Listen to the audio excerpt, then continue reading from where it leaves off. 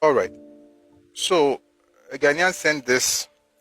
I think he got it from YouTube, TikTok apparently. People saying all kinds of things about Ghana. Please take a listen to this fantastic submission from Kendo's brother. Think maybe what most hold on, Aquado. You will talk now. This is not yeah, come on, man. We are not doing some competition here. Hold on. Let me finish and you talk. So if you like, you cry. I don't know. Maybe your government might hear you. If you talk from now to tomorrow, it will be very difficult for your government to listen to you. You know why? Because a lot of your banks that your government officials put their money into, those banks belongs to Igbos. We can decide to close those banks and your country will become bankrupt. UBA is one of the most popular banks you use in Ghana. It belongs to Igbos, Access, Zenith, all those banks you've seen. Go and look at the owners of the banks. It belongs to us. Then again, let's go and use your Google. You have two phones. You can Google who's the owner of UBA. Then you look at his tribe, United Bank of Africa, who's the owner. And you type what tribe does it come from. You type who's the owner of Access Bank. You look his name. You type which tribe does it come from. Who's the owner of Zenith. You look his name and you type which tribe does it come from.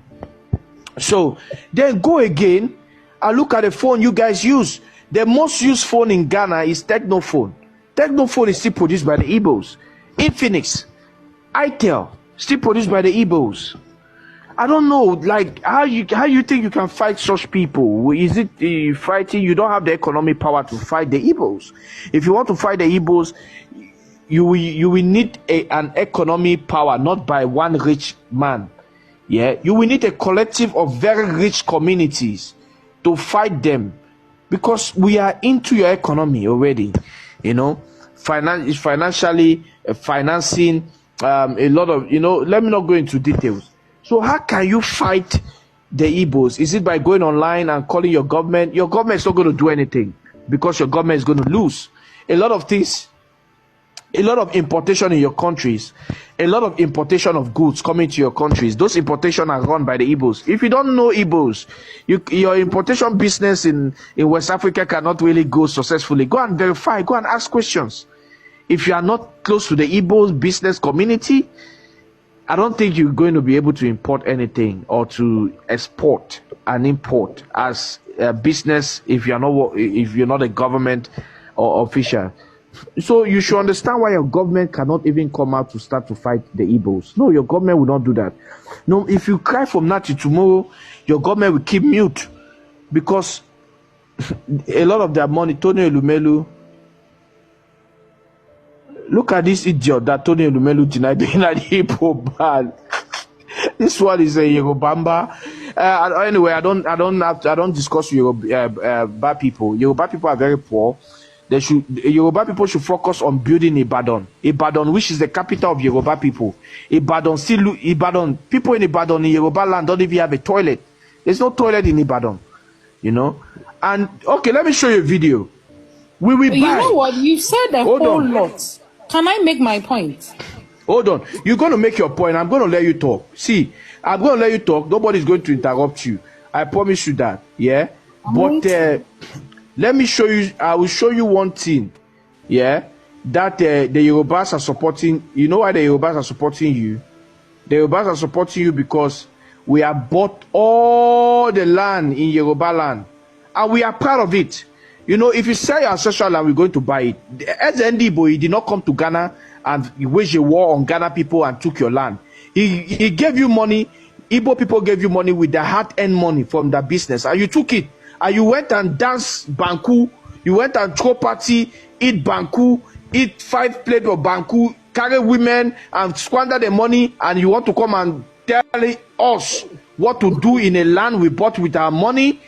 You are wasting your time. Hold on. Let me show you why Yoruba people are crying. We have bought all the land in Yoruba land. And we'll still buy. We're going to buy all the lands too. So we have bought nearly all the land in Yoruba land. And now we want to extend in our land buying. So we go to Ghana. We bought a lot of land in Togo. We bought places in Benin Republic. As it stands, what we are planning to do is to buy the whole of West Africa. And we will achieve it. We'll buy it. And you will sell because you don't have the economic power. You know, we're done with Nigeria in buying those lands. Half of Abuja belongs to the Igbos. We bought everything. More than 70% of Lagos belongs to the Igbos. We bought everything, you know, and we'll keep buying. We have to extend to other West African countries to keep buying. And you sell, we will buy. And all you can do is to cry about it. All right, Akua, go ahead. Make your submission. Go ahead. Finish what you have to say. Come and back like the dog you are. Akua, go ahead. Can I talk? Can I talk? No, yes, go ahead. Ask this man one question, then he can go away. No, please. Hold on. Akua, you have 1 minute. You have 1 minute. Round up. I have 1 minute after playing like 4 videos and ranting for 5 minutes. You are stupid. Okay, first. Your father is the one ranting. Correct yourself.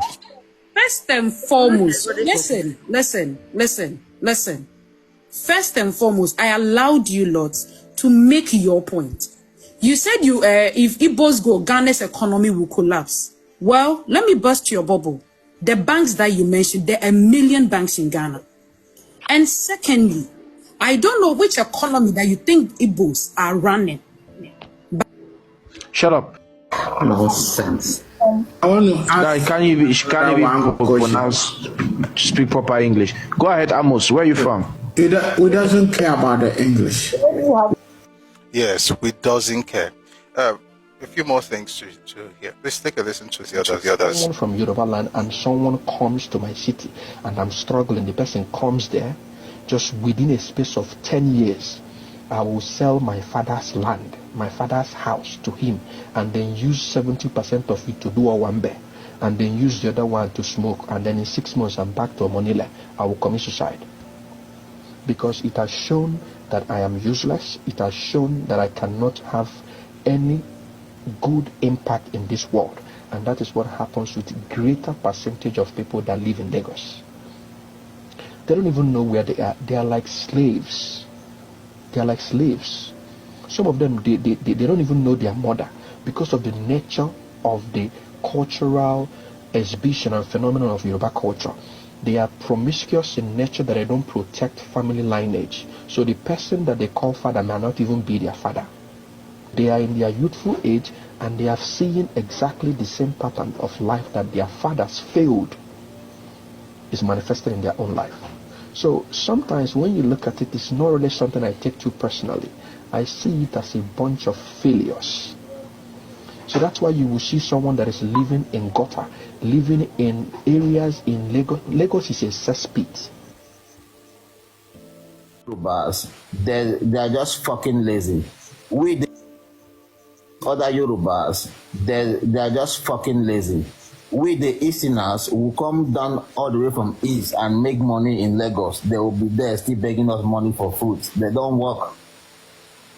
You know, they don't work. Most of them, you know what I'm talking about. You know, they're just like that. Yoruba, they're just like that. You know, they don't like accepting their fault and they don't like working. Even in Lagos, we that come all the way from East, we met most of them in Lagos when we came. And we started doing well more than them. We started feeding them. That's in case people want to join the... These other Yorubas, they are just fucking lazy. We, the Easterners, will come down all the way from East and make money in Lagos. They will be there still begging us money for food. They don't work. You know, they don't work. Most of them, you know what I'm talking about. You know, they're just like that. Yoruba, they're just like that. You know, they don't like accepting their fault and they don't like working. Even in Lagos, we that come all the way from East, we met most of them in Lagos when we came. And we started doing well more than them. We started feeding them. That's in case people... Kendo, you are this close to being blocked. Because to be honest, that's what will be better for you. Because I think you're a blockhead. How can a sane person keep writing? It must be somebody else. It must be somebody else. It must be... Shafi, were you cursed to not ever take responsibility for anything in your life? You are listening to different voices sounding the same way, and you keep saying they are not Igbo, they are someone else, they are some. You can never take responsibility for anything. You are this close to being blocked.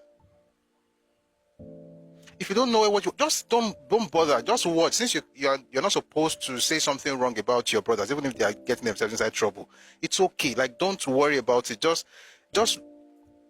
you don't want to condemn them. That's fine. That's your prerogative. But it's not your prerogative to come here and be typing nonsense in the comment section, please. Before I bring people up, a lot of people have been talking about how, by the way, somebody wrote it here earlier that, Yoruba people got people to be ejected from Nigeria. 1 second. All right, that's some Yoruba people got in it and all that. So I got a hold of a book. By the way, shout out to Olamide who sent me that stuff.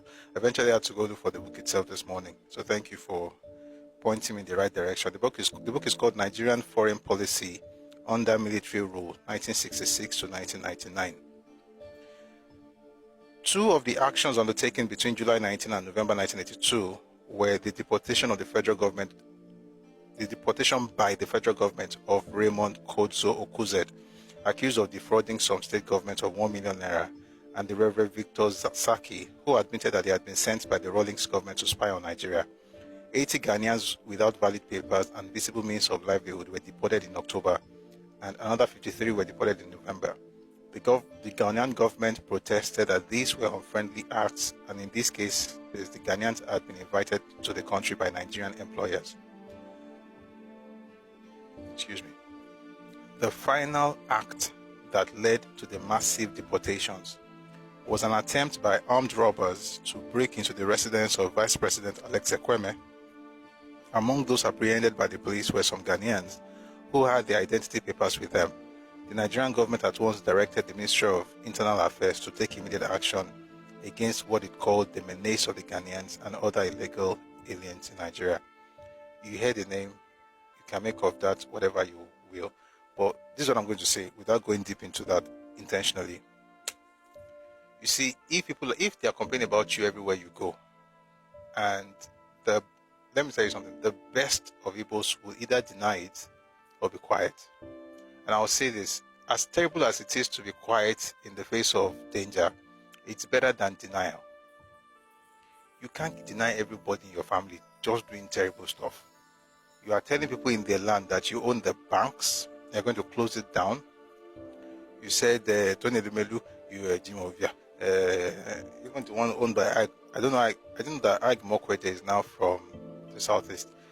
Even the Tony Lumelu got suffered the Jimovia. Some people say Igbo, some people say Igbo, but that's on them. Ika Igbo, I'm not Igbo, I'm Mika. That's on them. The point is that even if it's from your family, you are telling a person in his own country what you're going to do. You go everywhere telling them, threatening people in their own land.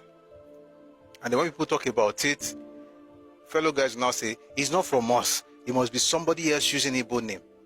Mesoma is also somebody else using Igbo name. Chinedu is somebody else using Igbo name. Everybody is not from your place. How do you change if you cannot even acknowledge something is wrong? That's what the issue is. These kids that you pamper and allow to keep lying, they're the ones that grow old and become nuisance in society. Just like we are saying right now. This one said that in Yoruba land, they're the ones that feed us. Meanwhile, the statistics from National Bureau of Statistics tell us that in this country, we have 6 geopolitical zones. The zone that needs help the most to feed on a daily basis, believe it or not, is the southeast, not even the northwest, not even northeast where there's Sambisa forest, where they are fighting Boko Haram. It's the southeast. The statistics, people just wake up, tell themselves something to make themselves happy, then insult everybody in the process. It's amazing.